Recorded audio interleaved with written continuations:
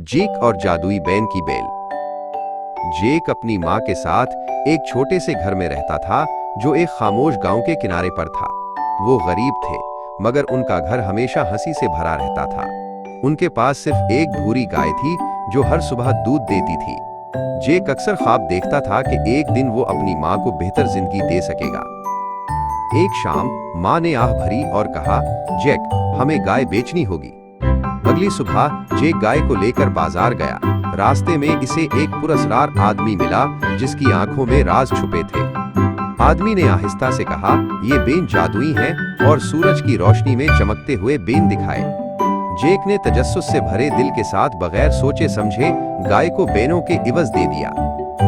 जब जेक ने फख्र से बीन दिखाए तो उसकी माँ की आंखें हैरत से फैल गईं। तुमने हमारी गाय उन बीनों के बदले दे दी? वो कांपती हुई आवाज में बोली। गुस्से में उसने बीनों को खिड़की से बाहर फेंक दिया और आंसू बहाते हुए पीछे हट गई।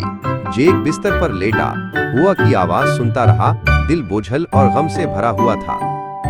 सुबह होने पर कमरा एक अजीब सब्ज रोशनी से भर गया। खिड़की के बाहर एक व्हीकल बेल खड़ी थी जो बादलों तक जा रही थी। जेक ने आंखें मिले, सोचा शायद ये ख्वाब है, लेकिन बेल हवा में लहरा रही थी और चमक रही थी। ये सच थी। जेक ने मोटी बेल को मजबूती से पकड़ा और चढ़ने लगा। ऊंचा और ऊंचा हुआ उसके गालों को छू रही थी।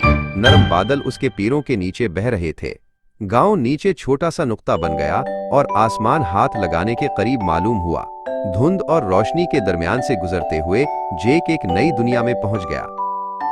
बादलों के पार आसमान में एक चमकता हुआ महल तीर रहा था। उसके ऊंचे बुर्ज धुंध की पट्टियों में लिपटे चमक रहे थे। जेक ने बादलों पर कदम रखा। दिल में खौफ और हैरत दोनों थे। उसके सामने सब कुछ किसी ख्वाब के जैसा लग रहा था जो हकीकत बन गया हो।